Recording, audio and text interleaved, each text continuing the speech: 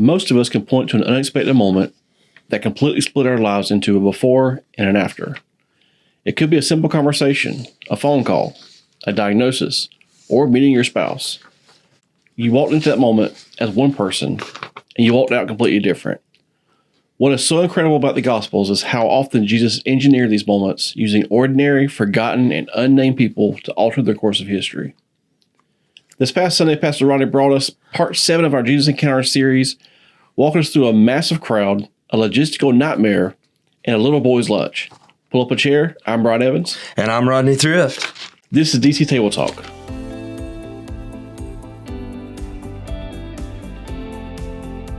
Welcome back to Table Everyone. Pastor Rodney, your message this past Sunday from John chapter 6 really highlighted how easily we default to panic when our human resources don't scale to the problems in front of us. And we look at the crowd of 5,000 men, not counting women and children. Wow, come on now. And we see Philip immediately doing the math. That's probably what I'll be doing, looking around saying, all these people, how in the world? And realize it would take thousands of dollars just to get everyone a single bite of food. And then Andrew finds a kid with 5 barley loaves and 2 fish and immediately just dismisses it, asking, what are they for so many? So what a lunch. Well, no, the question, I think there's a couple of questions and I think you heard it, is like, who's going to pack the lunch? Like, who packed this kid's lunch, right? Yeah. And the funny thing is barley and fish, if we look at these two things, it was barley bread there, it said, and those were things that like in their time, like a peasant would have. So these were like minimal. Right. The 2 fish, the 5 loaves, so minimal and for them to have. And it was, but I think the question is, even going back to Sundays, like, who's going to pack the lunch? And Sunday, I had my Lunchbox up there. If anybody knows me, they know I've always got a bag with me with some food in it. And my kids know it. My grandkids know it now. There's some kind of food in it. For the longest time, Bryan, I used to carry around a Walmart bag, like the plastic bag. Right. And it had all my stuff in it. And then the kids thought that it wasn't good enough, so they bought me this cool bag. Now I have a bag lunch. Sunday, I like the fact that I have old school lunch box, like an old school lunch pail, you know what I'm saying? And so for today, I have to ask the question, what was your favorite, packed lunch? Because somebody packed this kid's lunch. Right. We don't know his name, but somebody packed his lunch. I think for me, I'm a foodie. I love food, all kinds of different types of food. I've packed many lunches of different varieties. I think my favorite go-to fallback was always a peanut butter and jelly sandwich with crunchy peanut butter. And because I like the crunch in there, I like the sweetness of the jelly. The peanut butter gives you that protein. And it's simple, but I packed that probably 3/4 of the time. I packed a lunch, going to work and everything, and then either the Harvest Cheddar Sun Chips or the barbecue flavor, either one of those. I just ate lunch and I'm still hungry. Come on. That's what I'm talking about. But that's always kind of my go-to, just a peanut butter jelly with crunchy peanut butter. I like the creamy but the crunchy's the way to go, though. That's my favorite. So it's neat that you said that, because I am a peanut butter jelly guy too. And so for my favorite lunch would be like a peanut butter jelly sandwich, and I'm a creamy guy though. So I do like the creamy peanut butter on that piece. But also my dad had these they're pecan twirls. But we knew them as Papa's cookies, right? And so that's what he called them all the time, And so I would always like just that 2-pack. Come on now. Oh yeah. Peanut butter jelly sandwich with 2-pack. And then my other favorite thing to go in that lunch would have been old school Lay's bag of potato chips, just old school.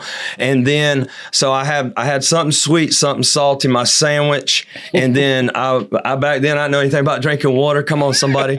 We were going to drink whatever was available, but usually it was some kind of it was some kind of Coca-Cola product or something. I love Dr. Pepper, so it was probably a Dr. Pepper. But and so when I packed my lunch, that's what that lunch looked like. Now it looks a whole lot different. I have water and some protein of some sort, so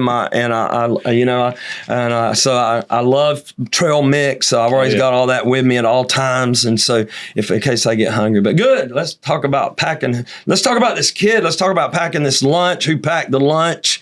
Who's going to pack the lunch? And as we walk through this today, power passage, as we're looking at it, here out of John 6. So let's roll here. Let's see what we got. So before we take a look at the miracle itself, that we're probably all familiar with, of feeding 5,000, Jesus stood up, and we went through it Sunday. But let's talk about this human tendency. Why is it our default setting to just look at what we lack rather than what is right there in front of us? We think about what we don't have versus what we have right there in our hands. Yeah, I think first thing we see, I mean, it's that, you've already said it, but it's that piece of immediately Philip's doing the math. And the math was extravagant, by the way, on that 200 denarii. That was not just a little bit. That's a lot of money. And so he was doing the math, and he forgot all about, I love the two M words, he forgot all about the miracle, right? Jesus is a miracle worker. Right. And so, I think, and we do that as well. Mm-hmm. With so many things, we forget that Scripture says He's the God of the impossible, and so I think we forget that over and over and over again. And then, on that piece, just the financial calculation altogether it's the miracle versus the math there as we're walking through it. That's good. But on the other hand, looking at the whole situation, of course. Enormous crowd. We have 5,000 people. We have to keep 5,000 men. So there was women and children. So there could have been upward of 10, 15, 20,000, some people believe. Oh, yeah. This is an enormous crowd of people. They're coming into the city for, one of the feasts. So there's a lot of people coming in, pushing in on Jesus. Jesus has just been teaching, by the way, as he's some passages step right into that, and I talked about it Sunday, but the coolest thing to me is that Jesus noticed the overlooked. He's so good at it. That's why we're doing the series, right? The Jesus encounters. He noticed the overlooked, and so, he uses this kid, no name, no title, no position, no influence, no social influence, to invite people into a miracle of miracles. So it's pretty cool. What do you think? Yeah, I thought it was funny. The question Jesus asked Philip, where can you buy bread? Where are you going to go buy bread at? I mean, Jesus knew the answer. He said, we can't buy enough bread. What do you think was behind that question? I think he was always in some ways, and I mean, I don't know, but it felt like so many times he was messing with the disciples a little bit. A little bit of sarcasm. Yeah, a little bit of sarcasm. Because the miracle worker is right in front of them. And they're concerned about the math. They're concerned about, oh my goodness, how could we ever feed these guys, these people, and how all that looked. And so, I think there was a little sarcasm there. And again, Jesus being Jesus, knowing the answer, and then he's such a good question. He asks the best questions. He does. So over and over and over again. I think he kind of give Philip a chance to kind of find the answer himself. To kind of think about it for a second. Okay, well, we can't buy enough bread. Oh, Jesus, you're here. What was I thinking?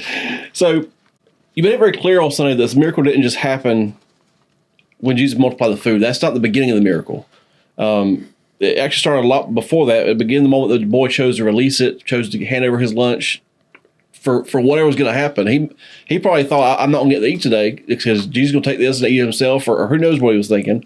So I want to open the floor up here. So wherever you want to go, if it's something you didn't have time for or something you want to go deeper into, what's something that really stirred your heart while you were studying for this message? I think it's a few things. We joked about it on the front side, but I think for me, every miracle in John 6 begins with a question we rarely ask, and it's what I did ask, like, who packed the lunch, right? Really, truthfully, like somewhere that morning, some mom, some dad, packed 5 barley loaves and 2 fish in a little boy's lunchbox. Yes.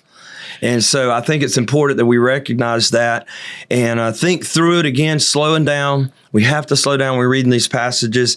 They thought they were preparing him for lunch. Reality was God was preparing him for history. Because here we are 2,000 years later, still talking about this kid, right? Oh, yeah. And we don't know his name. I wish we knew his name, but we don't know his name. And so then I think I would ask the question, and I talked about it Sunday, but like, what's in your lunchbox? Not literally like you and I just did. I love that piece, but like, what's God already placed in your hands? Is it a gift? Is it a testimony? Is it a business? Is it a family? Is it time? Is it resources? Is it a spiritual gift? Is it your influence? Whatever it is, the miracle didn't begin with multiplication. It began with stewardship. And because somebody packed that kid a lunch. And so that's what stewardship's all about, is we're taking care of something the Lord's given us, and that was their kid, and somebody packed him a lunch. And so the stewardship piece is so big. And, I think out from under that is that God's never asked us for what someone else has. He only asks for what's already in your lunchbox. And that's why it's so important. Like for us, we talk about getting people on, to go through, and as we're walking through, trying to help them understand spiritual gifts and understand their abilities and all these other things, that they would know what's there, because that's that piece that God's put in you that He's going to use in a mighty, mighty way. So on that piece, I think I would look at that. I didn't know if you had some thoughts on that too. Yeah, I was thinking sometimes we don't even realize what we have, because the boy might have known what he had for lunch. He might not have known that his mom or daddy or whoever packed him 5 barley loaves and 2 fish. He might just think, I got lunch for the day, but I'm going to give it over anyway. And so sometimes there are even hidden things inside our lunchbox we don't even realize are there until we open it up and see, oh, hey, God, you can use this, right? And hand it over to him to bless it and use it.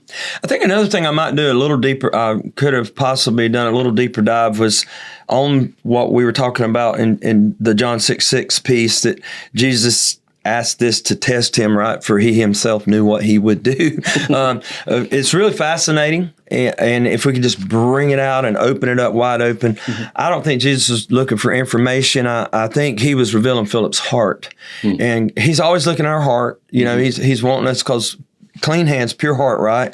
And God's tests are never for his information. They're for our transformation. And these guys were about to witness one of the greatest miracles Jesus did. They're witnessing a miracle that we see in all 4 Gospels. They're witnessing a miracle. The only other thing we see in all 4 Gospels, of course, is the resurrection, miracle-wise. And so we see that. And so, they're really truthfully there for our transformation. And he did know the answer. I think Philip needed to discover where his faith actually lived. And he was able to do it. He was able to watch it. I loved how it's depicted in different movies and all, where they've tried to make it work, but I would have loved to have been on the scene. I don't know about you. Tell me about it. Oh, yeah. I would love to be there to really see this whole scene, because the way it all played out, people are starting to get hungry. They're starting to get worried, I'm sure. We're kind of maybe freaking out a little bit. And just Jesus' whole thing is just calm, because he knows what's going to happen. He knows the answer. And yeah, I love anytime the disciples catch up to what's going on. I love seeing how they react to it, because I feel like I do the same thing. It's like, oh, so this is what you're going to. Okay, I get it now. I'm sorry, Jesus. I shouldn't have doubted you before, but I love seeing that in them, because I'm like, I'd be the same way. And back to our no-name kid, I think we can't say it enough, but the crowd remembers the food, the disciples remember the lesson, but heaven remembers the quiet willingness of an unnamed servant.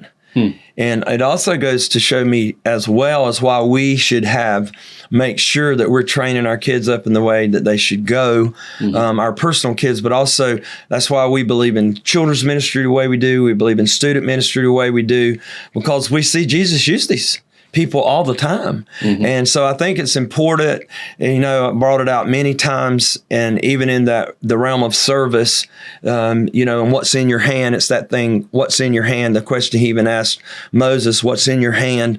We see it all the way through, and what was in his hand, or his lunchbox, was the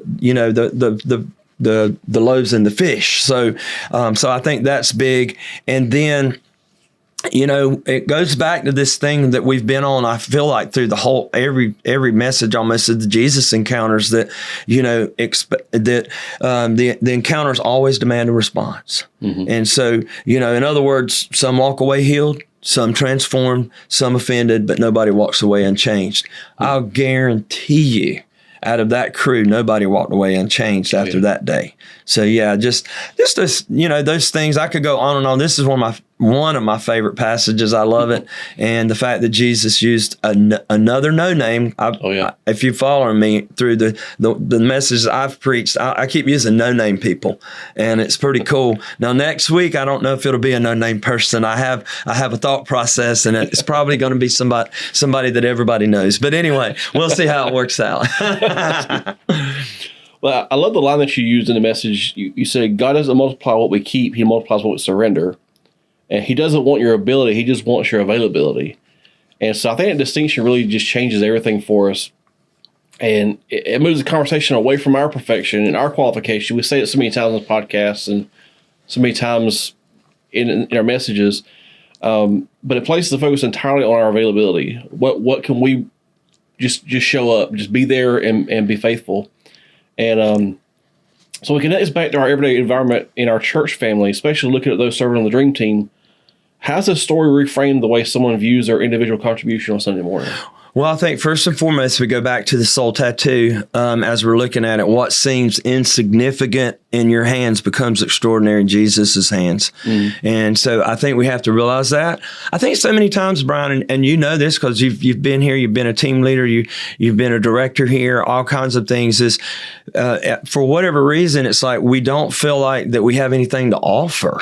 Mm-hmm. And we're sitting there and like we're a gold mine. Right. And really, truthfully, everybody has something to offer. Mm-hmm. And I think that's one of the lessons we learn out of this piece is that absolutely every person, has something to offer here. So I think as we're walking through this, that's what we would see. And of course, right now, as we're looking at, having this a day, we're calling it signing day. And as people are signing up to serve, I want them to hear over and over again, and just like we did on Sunday, all the different ways that you can do that, and the different reasons out from under this lesson of from this child, that if a child has it and Jesus is going to do these extraordinary things with it, then at the same time, I feel like how could he use an adult? And the age is not there's not a limiting factor. 8 to 80 or whatever, 8 to 90 or how. Right. God can use all of us right now. Oh yeah, nobody's exempt, and in the kingdom. So I think it's important we realize that, and everybody has a part to play. Mm-hmm. So I think just looking at those things and thinking about our dream team, that's what I would definitely do. That's good. And one thing, even going back to last week's episode and Caitlin's message is the power of just one yes. It can have a ripple effect throughout a family, throughout a community, throughout generations even. And I think that's cool. One cool theme that keeps running through all these messages too, because it's almost every message I feel like in the series has been a similar thing, where one yes set off a chain reaction and brought a whole family or community to Jesus, or at least, very least, create a story that we're still talking about here 2,000 years ago. Yes. And I feel like that can bring it to us. I mean, just saying one yes, there's no telling what difference you may make serving the nursery, holding a baby. That's right. Let the mom and dad go enjoy service and know their child's taken care of. Work their student ministry, help out, play games. It's not all crazy technical stuff. Some of it's just being there and just showing up and being available to pour into our young people. And in the production booth, I mean, there's things you can do, even if you don't know anything about production, anything about cameras or anything, there's still stuff you can do. And across the board, greeters, parking attendants, I mean, there's so many things that just saying yes, you can step right into. And there's no telling what your yes can mean for somebody else that benefits from your saying yes. And it could change them, it could change you, because I know there's nothing like serving and seeing people's reaction when they can walk up. Yes. With a big smile on their face just because you're there. Yeah, I think it's pretty neat. As we're looking at this, the little boy thought, well, I'm just bringing lunch. And he wasn't, thinking, my goodness, like, I'm going to feed 5,000 people today. But I think it's the same way when we're here serving across the board, whether we're holding doors or, like you said, maybe a nursery worker and thinking, I'm just rocking a baby. No. Mm-mm. That's not it at all. You're raising disciples, right? The camera operator thinks, I'm just running a camera. No, not at all. You're extending the gospel. Look how far it's going out now. I mean, and what it's doing. And I think about our parking team, man, some of the greatest people on earth out there in every element. And they have been. It's been amazing. They may, I'm just waving cars. No, you're not. You're creating the first impression that removes barriers to the gospel. And that's how we see it. And so that I love those, those thoughts. It's like the little boy was thinking, well, here I go again, or I'm just following the crowd. I thought through this a lot. Like, what was he thinking? And nobody thinks they're multiplying bread until Jesus gets involved. And that's what happens. Like, Jesus gets involved, and oh my goodness, here we go. As we're looking at it, and the Ephesians 2:10 says that we're His workmanship. And there's an important thing right there as we're looking at it. The Greek word there, it's Poiema, and there's a long line over the E, so it's like Poiema is what the word is, but it means masterpiece or poem. In other words, God has already prepared works beforehand, and so we're not inventing purpose. We're walking into purpose that God's given us, and I think that's really big. For where we are right now and what God's doing. And this was a message. Of course, anybody here could have given their life to Christ, but it was a message for our people as they're coming and going to, I say it often, is putting the hand to the plow, because it's what Jesus talked about. So, I think it's important that we know that. And, it's like you don't have to do everything. Just don't bury the one thing that God's placed in your hands. That's such a heartbeat, as we're walking through this. And so, and just a few more thoughts on that one piece of the ripple effect and what it looks like. And, we don't want to disqualify. Don't disqualify yourself. You haven't even tried, right? Right. I think, so let's break the habit. I've talked about it, dealing with comparison. Let's just break that habit of comparing our resources or our age or our talent to people around us. Let's just offer what we got. Let's offer what we have. And I think the Lord's going to meet us right there in the middle of it, and we're going to see things happen we never dreamed could happen. Oh, definitely. And we tend to think of things that we have as not being significant. We think of them as being, we take them for granted. We think they're not worthy of anything, but God can take those and turn them into something so much bigger. So, Pastor Rodney, give us your final takeaway and before we close out today's conversation. Yeah, I think I would go back to just reminding everyone the way we closed out is that God specializes in using ordinary people for extraordinary purposes. I'm an example of that. You're an example of that. And then I think I would also remind everyone that our availability matters more than our ability. And just being available to what the Lord's wanting us to do. And then a surrendered little becomes a multiplied much in the hands of Jesus. Over and over again, I think we could keep saying that. I think sometimes we don't know how to surrender it. And so prayerfully from the message and even from listening today that people would know, just turn it over to the Lord. And hey, maybe you need to repent of some things to get to a place where you can surrender because of pride or because of, other things that maybe have hindered you from doing that. So I think that would be big.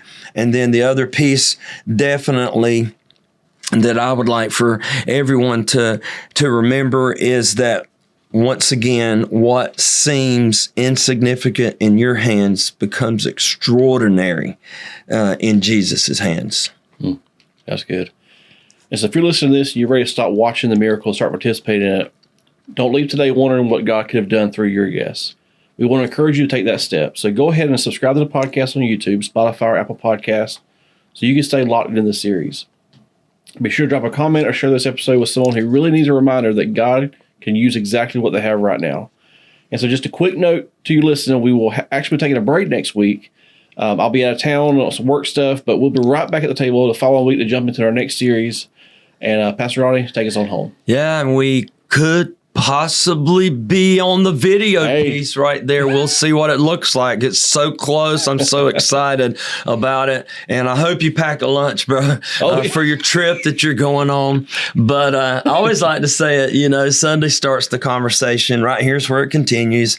And, give Jesus what's in your hands this week. I think it's a good way to close it out. Like, give Jesus what's in your hands this week. Pay attention to the overlooked opportunities around you. Just open your eyes, open your ears, right? Watch what he multiplies. We love you guys. We'll miss you next week, but we'll see you back at the table soon. God bless you.